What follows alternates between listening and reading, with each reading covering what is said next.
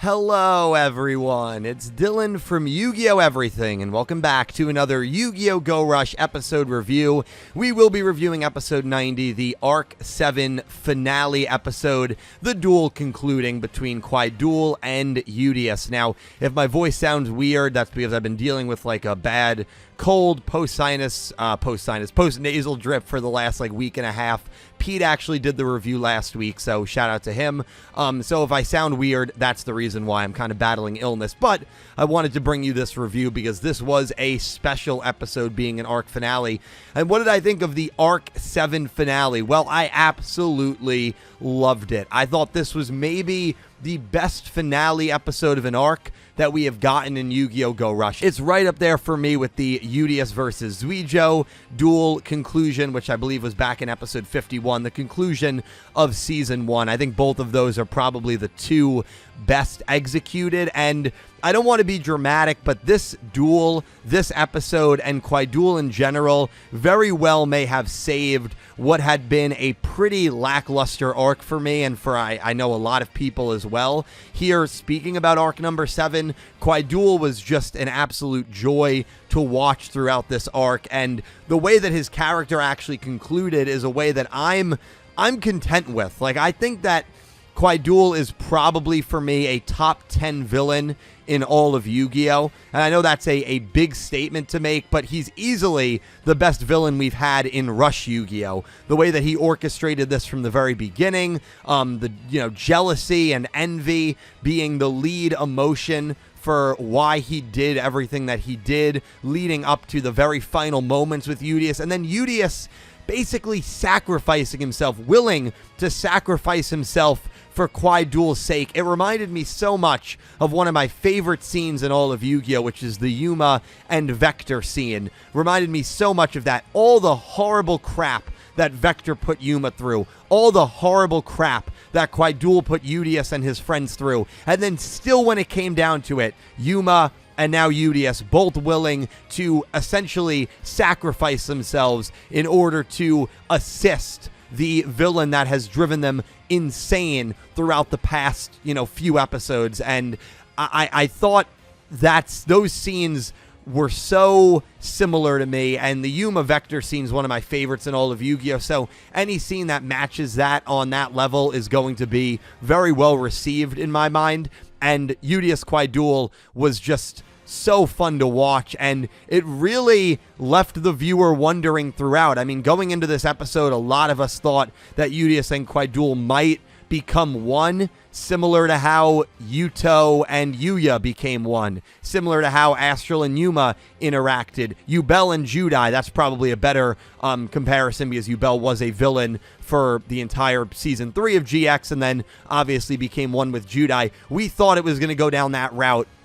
Up until the very end, it didn't. It seems like Kuaidul is actually dead, and for Yugioh to kill off a character seemingly permanently is very big. That's not something that happens in the Yu-Gi-Oh! Anime quite often, especially in a show like Yu-Gi-Oh! Go Rush, where Sevens and Go Rush obviously are more comedic based. You don't usually see the implication of death being a thing that gets discussed often in these Rush Yu-Gi-Ohs. I mean, even looking back in Vrains obviously had some permanent deaths, but a lot of their deaths, those characters got revived. Now, maybe Kuaidul will get revived. I might be speaking too soon. It definitely doesn't seem like that's the case, especially with what we're going to be facing in the next season, where it seems like the death of every Valkyrian is imminent. And I feel like Kuaidul actually dying here and legitimately dying makes that threat so much more palpable, because now we as the viewer have seen a villain, or a Valkyrian, I should say, just happened to be a villain,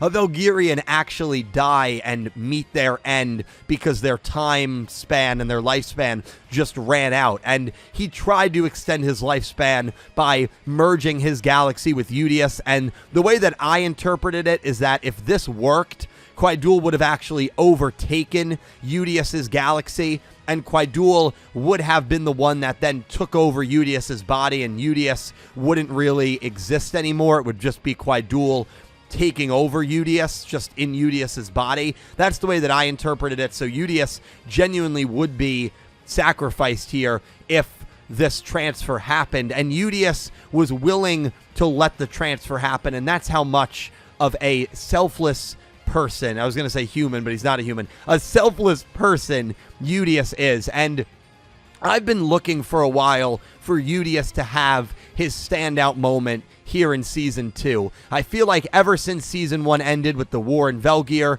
coming to a conclusion, his rivalry with Yugioh seemingly coming to a conclusion, I feel like Yudias' character has kind of stunted a little bit, and Yuhi has been the one that has really, really shined, and then Kuaidul has really, really shined. But this was exactly the moment that I have been waiting for from Yudias. An amazing, selfless act of him, and it's something that I just can't be, it can't be understated. He was genuinely willing to let the villain of the last 2 arcs completely overwhelm him and take over his body, despite everything that Kuaidul had put him through, because in the end, he understood. You know, he understood where Kuaidul was coming from, and Kuaidul's story is so wonderful. We finally get the reason why he had been targeting Yudias. Kuaidul was based off of the Andromeda galaxy. Yudias was based off the Milky Way galaxy. And in real life, and this was also a cool element, these 2 galaxies are going to collide, but that's way, way down the road. Way, way down the road. So we don't need to worry about that. But these galaxies are next to each other, and the Milky Way is where the creator was born. Kuaidul said it was the birthplace of the creator, and so Kuaidul wanted to know what was so special about Yudias. Why was Yudias the one that was modeled after the Milky Way, after the creator's home planet, and why was it not Kuaidul? Again, the jealousy, the envy, wondering what made Rush Jewels so special, what made Yudias so special that he was modeled after the Milky Way. All of that drove Kuaidul really to madness and to do everything that he did. And I think finally at the end, Kuaidul realized that it just wasn't worth it. And I think he understood why Yudias was the one modeled after the Milky Way. And he said, yeah, I don't think your vessel can hold my ego. Kind of understanding like what he knew what he was doing was not right. I really do think that. And I think after Yudias basically told him that he was okay with Kuaidul going into his body, I think that's when Kuaidul realized exactly why Yudias has been special this whole time. Right, it's those characteristics that Yudias has always stood firmly by, and Kuaidul finally stopped his pursuit when he finally realized what made Yudias so special. And I thought the execution of it throughout was great. I might even make a separate video on what made Kuaidul such a great villain for me. I think he's been probably the second best villain since Zexal. I think I probably had Lightning a little ahead of him, and Lightning, his motivations were driven in a very similar way to Kuaidul, right? Being envious of, not being perfect and not being loved the way that he felt he should be loved. And I kind of love when those tones are there in a villain. And man, Kuaidul, of course, just manipulating this from the start was so good. There was another plot heavy thing that was easy to miss, and that was the fact that we get a little bit of Yugioh dialogue, and Yugioh says he created the galaxy archetype based on the many galaxies that are out there, right? And then what does he say? Just like how the creator created Velgeirians based on the many galaxies that are out there. That can't be a coincidence, and it's not a coincidence. I am fully of the belief that Yugioh and Otis somehow are the same person. And if the creator is Otis's Earth Damar, that would also mean that in some way it is Yugioh's Earth Damar. And much like Yugioh is a creator of all these roads, the creator is a creator of the Velgeirians. And just like Yugioh modeled the galaxy cards based on the many galaxies out in the universe, the creator modeled the Velgeirians based on the many galaxies out in the universe. I feel like it's just another connection between the creator, Yugioh, and Otis. The family crests of the Odo family. What does it mean? There are still a lot of mysteries when it comes to Yugioh. I'm excited to see those expanded on and rolled out, of course, as we get into the next arc and eventually the 3rd season as well. We did see a little bit of like a super polymerization reference, which was really cool. At one point in the duel, Kuaidul uses a monster effect to fuse using a monster on his field and a monster on Yudias's field, which was really cool. And when we got the preview line that 2 galaxies will become 1, I think a lot of us assumed that, including me, Yudias and Kuaidul are going to fuse. They're going to become 1 character, similar to Yudiah and Yubel.